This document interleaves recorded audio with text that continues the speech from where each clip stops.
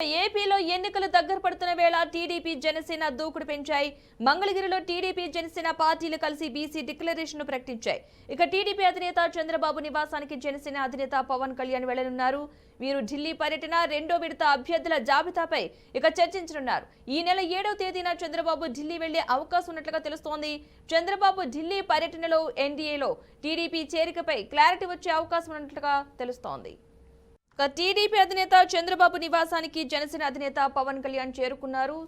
వీరి మధ్య రెండో విడత జాబితాకు సంబంధించిన అభ్యర్థుల జాబితాకు సంబంధించి చర్చ జరిగే అవకాశం ఉన్నట్లుగా తెలుస్తోంది. ఢిల్లీ పర్యటన రెండో విడత అభ్యర్థుల జాబితాపై చర్చ జరిగే అవకాశం ఉన్నట్లుగా తెలుస్తోంది. ఇదే అంశానికి సంబంధించిన పూర్తి సమాచారాన్ని మా ప్రతినిధి ఏడుకొండలు లైవ్ లో అందిస్తారు. ఏడుకొండలు,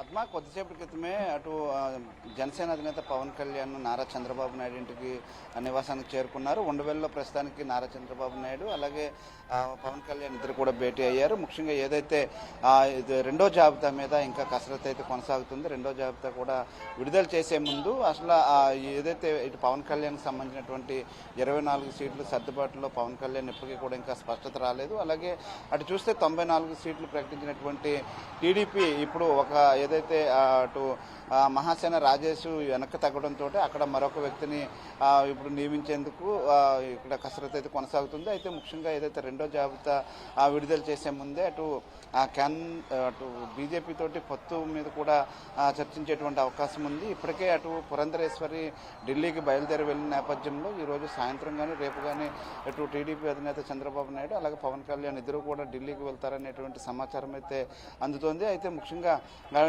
ముఖ్యంగా ఏదైతే జనసేన అధినేత పవన్ కళ్యాణ్ అలాగే చంద్రబాబు నాయుడు భేటీ వెనుక ముఖ్య ఉద్దేశం ఏదైతే రేపు ఢిల్లీ పెద్దలను కలిసిన తర్వాత వారికి ఎటువంటి పొత్తు కుదిరితే ఎక్కడెక్కడ స్థానాలు ఇవ్వాలి, ఎన్ని ఇవ్వాలి అనే దాని మీద కూడా కసరత్తు కొనసాగుతున్నట్టుగా తెలుస్తుంది. అయితే ముఖ్యంగా రెండో జాబితాకు సంబంధించి ఇంకా ఏవైతే ఇప్పటికే 118 సీట్లను ప్రకటించారు. ఇంకా మిగిలినటువంటి స్థానాలలో కూడా ఇప్పుడు బీజేపీకి ఎన్ని స్థానాలు ఇవ్వాలనే దాని మీద కూడా కసరత్తు కొనసాగుతుంది. అయితే ముఖ్యంగా రెండో జాబితాలో అటు టీడీపీ అధినేత నారా చంద్రబాబు నాయుడు ఇప్పటికీ కొంతమంది అభ్యర్థులను ఖరారు చేసుకుని పెట్టుకున్నారు. అయితే మరోవైపు ఈ జనసేనలో మాత్రం ఇంకా సీట్ల సర్దుబాటులో అయితే కొనసాగుతుంది. ముఖ్యంగా ఉభయ గోదావరి జిల్లాల్లో జనసేనకు పట్టున్నటువంటి ప్రాంతాల్లో ఇప్పుడు మరికొంతమంది ఇంకా కొన్ని సీట్లు కావాలంటూ కూడా ఒత్తిడి చేస్తూ ఉన్నారు. ముఖ్యంగా పోలవరంలో జనసేన పార్టీకి సంబంధించినటువంటి బాలరాజు అలాగే ఇప్పటికే ఏలూరుకి సంబంధించినటువంటి జనసేన వస్తుందని చెప్పేసి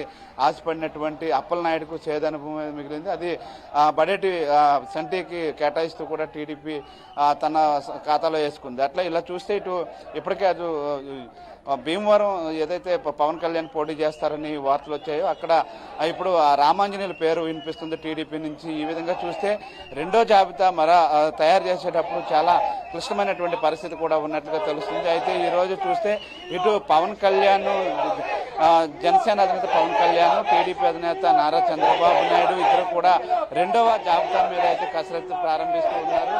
అయితే మరోవైపు ఇటు నారా లోకేష్ను కలిసి నారా లోకేష్ సమక్షంలో పార్టీలో చేరేందుకు మంగళగిరి నుంచి కూడా భారీగా పార్టీ శ్రేణులు అయితే కార్యకర్తలు ఇతర పార్టీలకు చెందినటువంటి కార్యకర్తలు కూడా ఇక్కడికి వస్తున్నటువంటి పరిస్థితి కనిపిస్తుంది. ఒక పక్క టీడీపీ అధినేత చంద్రబాబు నాయుడు పవన్ కళ్యాణ్ ఇద్దరు కూడా ఇక్కడ భేటీ అయ్యి కసరత్తు చేస్తున్నారు. ముఖ్యంగా ఏదైతే ఢిల్లీ పర్యటనలో ఏవేవి అంశాలు చర్చకు వస్తాయి, దానికి సంబంధించి ఎటువంటి నిర్ణయాలు తీసుకోవాలి, అటు జేపీ నడ్డా అమిత్ షాతో జరిగేటువంటి భేటీలో పొత్తుకు సంబంధించి భేటీలో ఎటువంటి పరిణామాలు ఉండబోతున్నాయనే దాని మీద కూడా ఇప్పుడు కసరత్తు చేస్తున్నారు. ఇప్పటికే బీజేపీ తమ అభ్యర్థులను సిద్ధం చేసుకుని ఇప్పటికే ఒక సంకేతాలు అయితే పంపింది. వస్తే కలిసి ప్రయాణం చేసేలాగా, లేదంటే ఒంటరిగా వెళ్తామంటూ కూడా ఇప్పటికే పురంధరేశ్వరి అయితే 2 రోజుల చర్చల్లో కూడా దీన్ని తేటతెల్లం చేసింది. అయితే ప్రస్తుతానికైతే చంద్రబాబు నాయుడు ఇటు పవన్ కళ్యాణ్ ఇద్దరు కూడా ఖచ్చితంగా బీజేపీతో కలిసి వెళ్ళాలని చెప్పేసి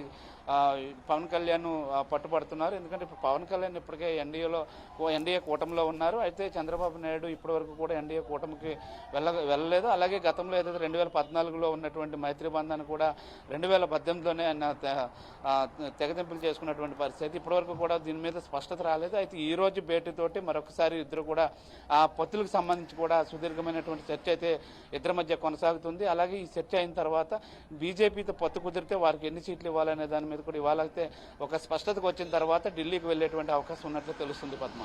రైట్, థ్యాంక్ యూ ఏడుకొండలు.